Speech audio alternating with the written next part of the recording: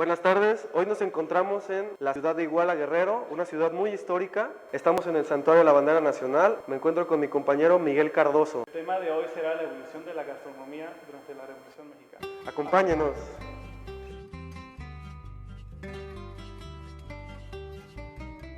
Para poder entender nuestra identidad culinaria actual, es importante que retrocedamos en el tiempo y vayamos directamente a la Gran Tenochtitlan, donde nuestros antepasados prehispánicos tenían hábitos alimenticios muy diferentes a los que conocemos hoy en día.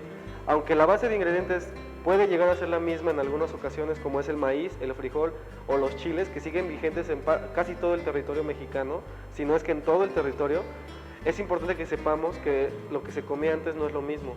Ellos consumían mucho lo que es animales de río, en las costas ellos pescaban sus mariscos, peces, animales de caza en el centro y sur, como son venado, jabalí, teporingos, que son pequeños conejos, y una variedad sin fin de aves. Por ejemplo, el guajolote fue una de las aves más consumidas en esa época. Como dato interesante, es importante que sepamos que existen muchos mitos acerca de la alimentación, que no era nutritiva, que no contenía mucha proteína animal, etc. Todo esto es erróneo. Se dice que la cultura prehispánica era de las más sanas en el mundo, ya que consumían prácticamente todos los nutrientes que se necesitan para que el cuerpo humano funcione. Algo interesante es que el gran emperador Moctezuma consumía helados. Ustedes dirán, ¿helados en esa época? Sí, el emperador Moctezuma mandaba a sus lacayos directamente hasta la punta del Popocatépetl a que le trajeran nieve recién recolectada y fresca, y con ella hacía raspados con bases en frutas naturales que se consumían en esa época, como eran la pitaya, la ciruela o la guayaba. Para empezar a hablar de nuestro tema, que es la Revolución Mexicana, es importante partir de dos factores que marcaron gran cambio en la alimentación de nuestros antepasados. Una de ellas es la llegada de los españoles al continente americano, que como sabemos tuvo un gran impacto en prácticamente todo el estilo de vida. Y la otra, que es de la de donde partimos hoy para hablar de esto, es el afrancesamiento en México. El afrancesamiento empieza con la intervención francesa de la Guerra de los Pasteles y llega a su fin cuando termina la Revolución Mexicana, el conflicto armado que abordaremos ahorita.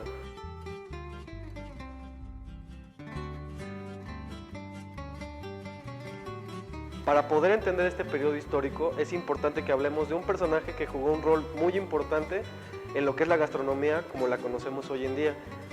Es nada más ni nada menos que el general Porfirio Díaz. Porfirio Díaz, quien fuera dictador durante más de casi 35 años en el poder, en algún momento peleó en la segunda intervención francesa de 1862 en contra de los franceses. Por alguna razón que aún se desconoce, Porfirio Díaz fue modificando su pensamiento hasta llegar al punto de querer afrancesar lo que es la burguesía y la clase alta en México. Por esta razón introdujo lo que son técnicas culinarias, ingredientes, platillos en general, incluso mandó traer un chef francés con su séquito de cocineros, confiteros, reposteros y panaderos para que elaboraran las comidas y las cenas en la casa presidencial. Por esta razón, pues, es fácil comprender lo que es México hoy en día. No tenemos que ir muy lejos. Si nosotros ubicamos la arquitectura de la capital, podremos ver el Palacio de Bellas Artes y en general edificios del centro histórico que fueron edificados durante su mandato y que podemos ver claramente una influencia francesa.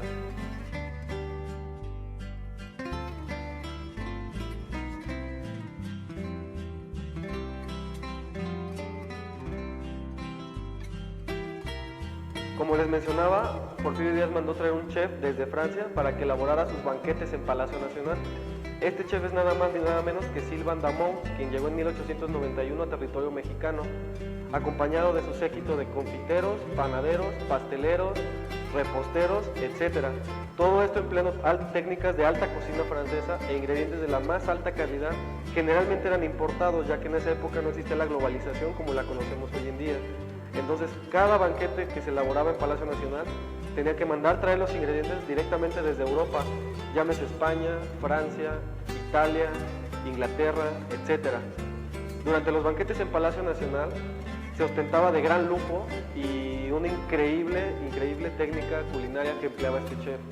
Un ejemplo de ello es uno de los banquetes que muchos consideran el más ostentoso y lujoso del Porfiriato, que fue el del 3 de julio de 1910 en Palacio Nacional.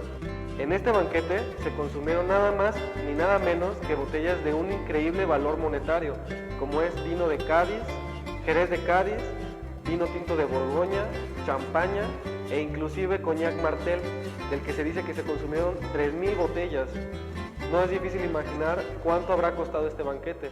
Como muchos sabemos, en este periodo que es el Porfiriato, el pueblo sufrió de una increíble pobreza. Surgieron las tiendas de raya, el proletariado estaba en la ruina, las jornadas laborales eran larguísimas, y esto fomentó un gran descontento en la población. Es por esto que estalla la Gran Revolución Mexicana de 1910, iniciada y levantada por Francisco I. Madero. También durante el Porfiriato surge algo que no existía en México, que son los restaurantes, del francés restaurar el cuerpo. Un lugar donde tú llegabas, te sentabas y te daban el menú. El menú como lo conocemos hoy en día, que en cualquier lugar nos lo dan llegando a nuestra entrada, en esa época no existía. Menú también es francés y es la carta donde tú puedes escoger lo que vas a consumir. Otra cosa que surgieron y que no existían son las heladerías, los tíbolis y a finales de la centuria los cafés. El café es importante que sepamos como dato histórico que fue la bebida que vino a desbancar a un grano que se consumía desde la época prehispánica, que es nada más y nada menos que el cacao. El cacao, nuestros antepasados lo consumían mezclado con agua, con chile y con miel. Podría ser miel de abeja, miel de agave o incluso sin endulzar. A veces lo consumían hasta con sal. A la llegada de los españoles se adopta otra técnica para preparar lo que es el cacao, que es como conocemos el chocolate hoy en día, que es con leche y azúcar. Pero durante el Porfiriato, por lo mismo de las técnicas francesas, llega a México este grano proveniente de África, que más específicamente es Etiopía, el lugar donde se origina el café. Llega a México y es muy aceptado por la población, sobre todo de la clase alta y la burguesía.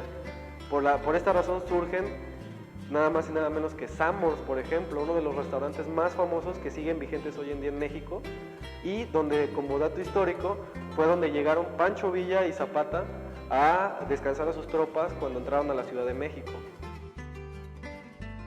La culminación del afrancesamiento para las clases altas, ya que en el pueblo no hubo grandes cambios, llega a su fin durante el estallido de la Revolución Mexicana. Durante este periodo se tuvo un importante cambio en nuestra alimentación, gracias a dos factores: la escasez de alimento y el ferrocarril, que jugó un rol decisivo ya que conectaba las distintas regiones del país y permitió la fusión de las cocinas nacionales, el transporte de ingredientes y la mezcla de gente y sus costumbres alimenticias. Un ejemplo de ello es el surgimiento de las famosas Adelitas. Cuenta la leyenda con este nombre bautiza al gran Pancho Villa a Altagracia Martínez, una simpatizante de la revolución, aunque más tarde se usaría para nombrar a cualquier mujer que luchara y apoyara a los guerrilleros, quienes entre sus pertenencias diarias llevaban comales, ollas y utensilios pequeños, con los que montaban sus cocinas improvisadas donde podían. Esto incluía montañas, selvas, desiertos o incluso el techo de tren en movimiento. Y sus ingredientes casi siempre tenían la misma base: el maíz para tortillas y tamales, los chiles secos, frijol, algunas frutas cuando se podía, y animales que encontraban, a veces incluso comían carne de caballo, perro o gato. Los revolucionarios se alimentaban de dos formas: una del cultivo de los lugares a los que llegaban y la otra del ganado que robaban, generalmente era de las haciendas, ya que la política revolucionaria era no robarle a los pobres, sino robarle a los ricos. Un ejemplo de ello fue Pancho Villa, quien le llamaban el Robin Hood mexicano, porque a donde llegaba robaba el ganado y lo vendía para abastecer de armas a su ejército o para alimentarlo. Cuando ninguna de estas dos eran posibilidades, a lo que tenía que recurrir las Adelitas, mujeres cocineras de los soldados, era recoger lo que podían encontrar en el campo, fueran quelites, flor de calabaza, epazote. En algunas ocasiones en los lagos pescaban truchas y las cocinaban envueltas en hojas, como ya mencioné, hoja santa, por ejemplo. Otra base de la alimentación revolucionaria fue el pulque, debido a varias razones. Una de ellas es su bajo costo, la facilidad del maguey para darse en climas áridos, y la tercera, su gran valor nutritivo, ya que había veces que era lo único que consumían los soldados. El pulque fue un factor muy importante durante toda la revolución. Se usó para festejar, se usó para alimentar, incluso se llegó a sustituir al agua en ocasiones de escasez. También se inventaron nuevos platillos durante este periodo. Un ejemplo claro de ello es la famosa discada norteña, un guiso que se compone de carnes, tocino, en ocasiones puede llevar pollo, pimiento, chiles, tomate, jitomate, cebolla. Todo esto se guisa en un disco de arado, por eso se llama discada, y se consume con tortillas de maíz o de harina en el norte. Los guerreros revolucionarios también se daban sus festines, no nada más el pueblo y los generales. Un ejemplo de ello es que en todas sus victorias siempre estuvo presente la barbacoa, los pipianes, el mole, los tacos, el pulque y en algunas ocasiones los destilados que robaban de las haciendas. También los festines se daban para recordar a sus generales y héroes caídos.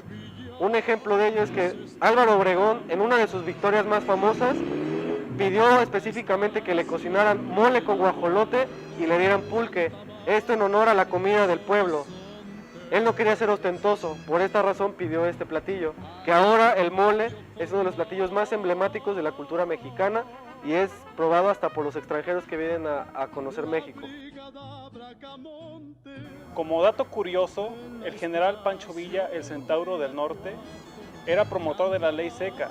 Pese a lo que se piensa, no consumía ninguna gota de alcohol, ya que él decía la cerveza sabía a miado. Y a él le gustaba mucho la malteada de fresa. Oye tú, Francisco Villa, ¿qué dice tu corazón? Al final de la revolución lo único que queda es el legado gastronómico que esta nos dejó, pero no es cualquier legado, es un legado estructurado por años y años de tradición, de evolución, en la que se han mezclado diferentes culturas, diferentes razas, diferentes ingredientes, técnicas culinarias de diferentes lados, francesas, españolas, prehispánicas, hasta formar la cocina mexicana moderna que conocemos hoy en día, una cocina que arrastra años y años de tradición. Es importante saber que tuvieron mucha importancia los frailes, la religión católica, los presidentes que hemos tenido, los conflictos armados que esto ha generado, porque la independencia y la revolución en específico fueron conflictos que nos dejaron una cultura de la comida, hábitos alimenticios increíblemente buenos y que son los que adoptamos hoy en día, como son los tacos, tortilla, chile, frijol, maíz en todas sus variedades. El mexicano es por excelencia tragón, disfruta su comida, sea desde el más pobre hasta el más rico, sabe comer y es algo que nos admiran en otros países. El mexicano no se raja, como diría Octavio Paz en su libro El laberinto de la soledad. Gracias a esto, nuestra cocina se identifica como una de las mejores del mundo. Es por esta razón que fue declarada Patrimonio Inmaterial de la Humanidad en noviembre de 2010. Ya que estamos aquí en Iguala, ¿por qué no vamos a zamparnos unos buenos chilitos en nogada? ¿Qué dices? Pues no estaría mal, vamos, ¿nos acompaña?